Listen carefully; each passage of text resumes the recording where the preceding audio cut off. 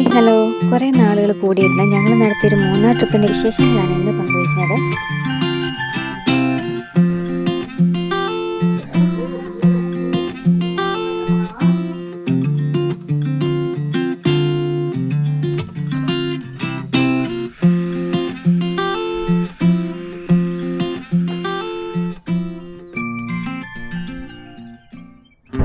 വീട്ടിലിരുന്ന് മടുത്ത് പണ്ടാരണം. ഇൻസ്റ്റാഗ്രാം നോക്കിയപ്പോൾ എല്ലാവരും ട്രിപ്പ്.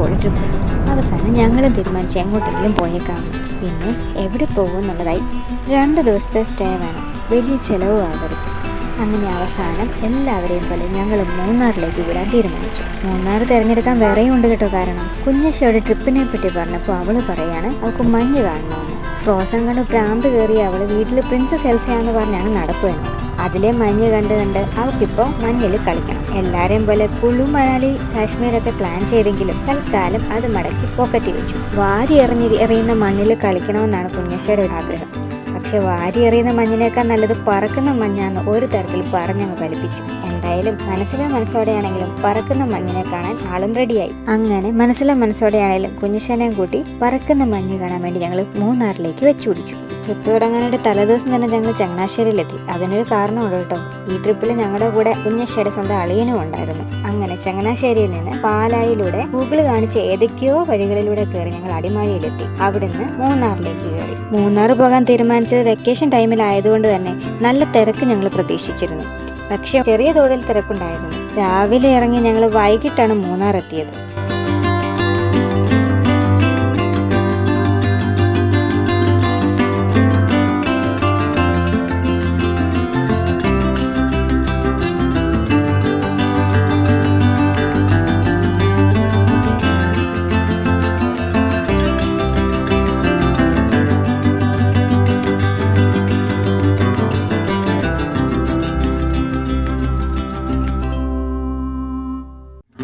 ആദ്യ ദിവസം സ്റ്റേ അറേഞ്ച് ചെയ്തിരുന്നത് സൂര്യനെല്ലിയിലെ KFTC കോട്ടേജിലായിരുന്നു.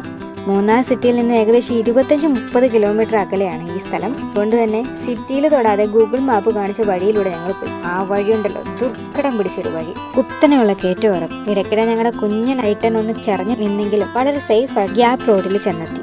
സത്യം പറഞ്ഞു കഴിഞ്ഞാൽ അവിടെ എത്തിയപ്പോഴാണ് ഞങ്ങൾക്കൊന്ന് ശ്വാസം വീണത് കേട്ടോ.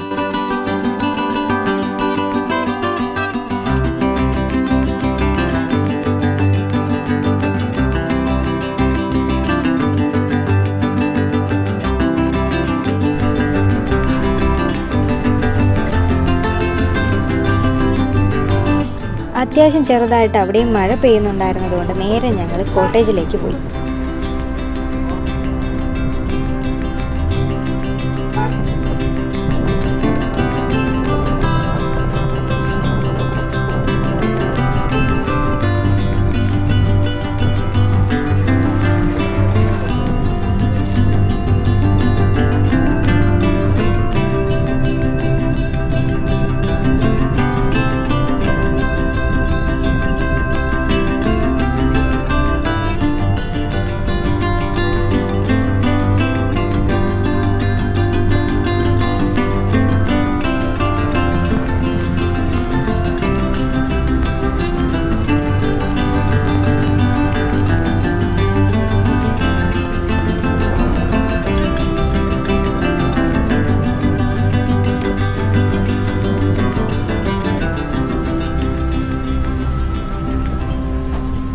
അത്യാവശ്യം മോശമായ വഴികളൊക്കെ പിന്നിട്ട് ഞങ്ങൾ അങ്ങനെ കോട്ടേജിലെത്തി. ഒരു മലയുടെ പകുതി ഉയരത്തിൽ വെച്ച് കുറച്ചു ഭാഗം ചെത്തിയെടുത്ത് നിരനിരയായി ഉണ്ടാക്കിയതാണ് ഈ കോട്ടേജുകൾ. കൊള്ളാം, അടിപൊളിയാണ്. ഞങ്ങൾക്ക് എല്ലാവർക്കും ഇവിടുത്തെ സീനറിയും കാലാവസ്ഥയും വ്യൂവും സൗകര്യങ്ങളും എല്ലാം ഇഷ്ടപ്പെട്ടു. പിന്നെ സമാധാനവും ശാന്തതയുമാണ് സാറേ ഇവിടുത്തെ മെയിൻ. ഒരു രക്ഷയുമില്ല. വെറുതെ ഒരു ചായയൊക്കെ കുടിച്ച് ഇങ്ങനെ ഇരിക്കാൻ തോന്നും. വെറുതെ തോന്നുക മാത്രമല്ല കേട്ടോ, ഞങ്ങൾ ചെയ്യുകയും ചെയ്തു.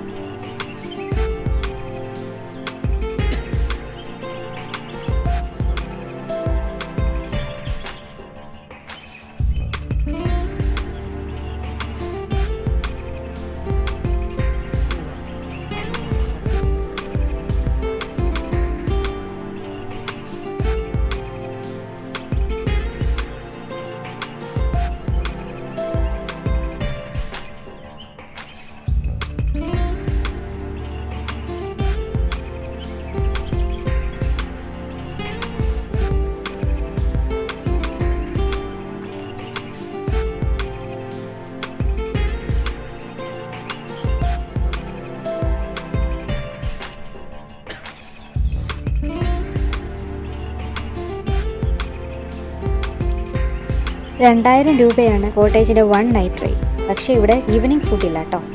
ചെന്നപ്പോൾ തന്നെ ഒരു ചായ കിട്ടി, അത്രമാത്രം. പിന്നെ രാവിലത്തെ ബ്രേക്ക്ഫാസ്റ്റ് കോംപ്ലിമെൻ്ററി ആണ്. ഇതെല്ലാം അവരുടെ വെബ്സൈറ്റിൽ ബുക്ക് ചെയ്യുമ്പോൾ വളരെ വെടിപ്പായിട്ട് പറഞ്ഞിട്ടുമുണ്ട്. എന്നിട്ട് ഞങ്ങളത് മറന്നു. രാത്രിയിൽ ഫുഡ് തപ്പി കുറേ അലഞ്ഞു.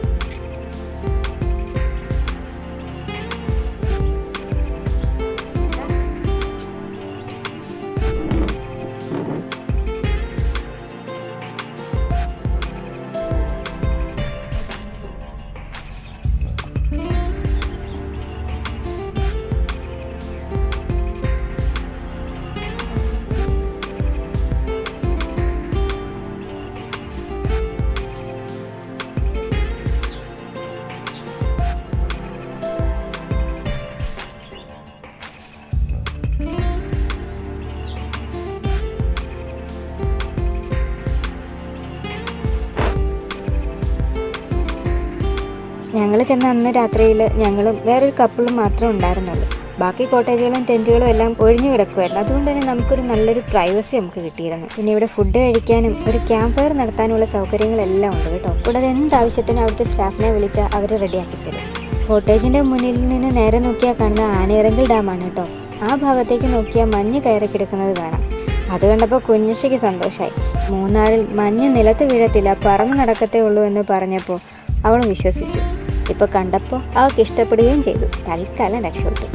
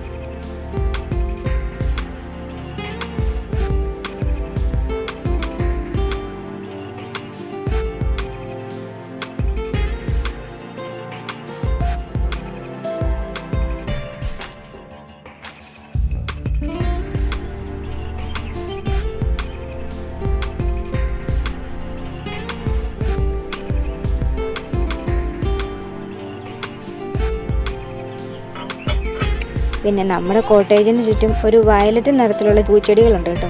നല്ല ഭംഗി അത് കാണാൻ. ഈ മൂന്നാറിൽ പല സ്ഥലങ്ങളിൽ ഞങ്ങൾ ഈ സംഭവം കണ്ടു. പേരെന്താണെന്നറിയില്ല, എന്താണെങ്കിലും കിടുവാണ്.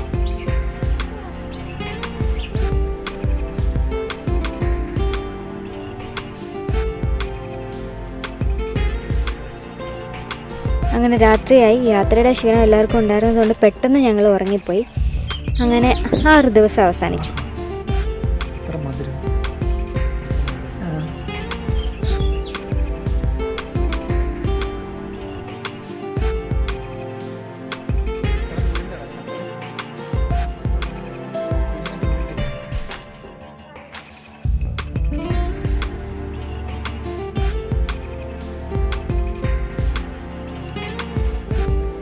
അടുത്ത ദിവസം ഞങ്ങളെ കാത്തിരുന്നത് കാഴ്ചകളുടെ വലിയൊരു അത്ഭുതം തന്നെയായിരുന്നു കേട്ടോ.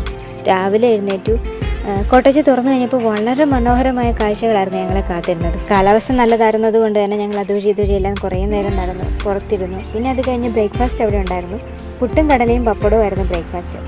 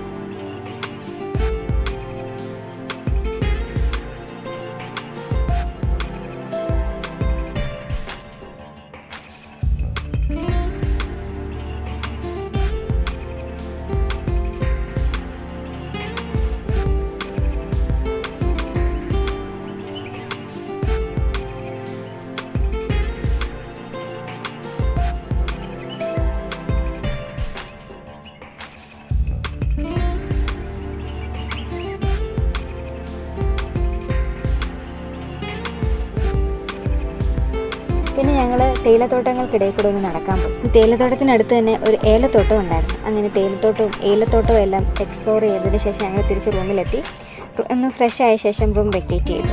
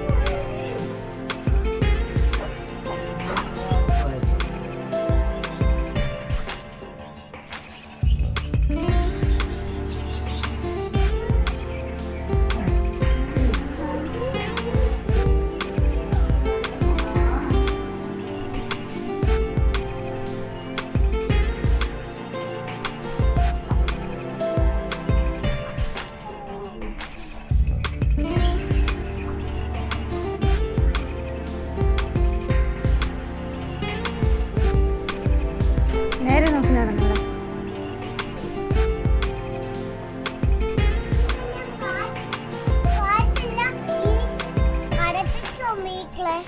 അതാണ്ടടാ തൊപ്പിക്ക് നോക്ക്.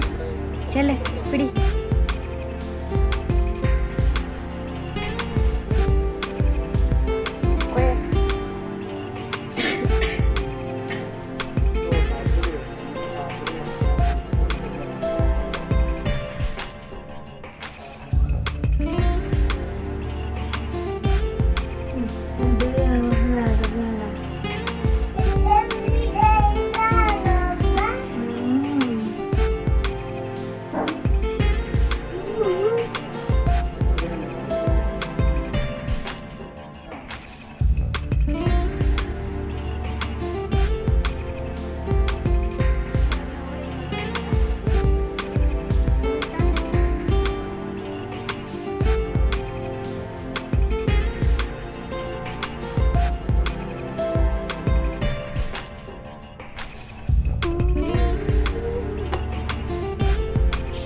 സൂപ്പർ മതിയോ? അങ്ങനെ മനോഹരമായ ദൃശ്യങ്ങളോട് തൽക്കാലത്തേക്ക് ഇവിടെ പറഞ്ഞ് ഞങ്ങൾ നേരെ മൂന്നാറിലേക്ക് തിരിച്ചു. മൂന്നാറിലേക്ക് പോകുന്ന വഴി ഇതുവരെ കണ്ടുകൊണ്ടിരുന്ന ആനയിറങ്കൽ ഡാമിലേക്കൊന്ന് കയറണമെന്ന് വിചാരിച്ചു. അങ്ങനെ ആനയിറങ്കൽ ഡാം ലക്ഷ്യം വെച്ചിട്ടാണ് നമ്മൾ അടുത്ത യാത്ര. അപ്പം അതിൻ്റെ കൂടുതൽ വിശേഷങ്ങളുമായി പിന്നെ കാണാം. ബൈ.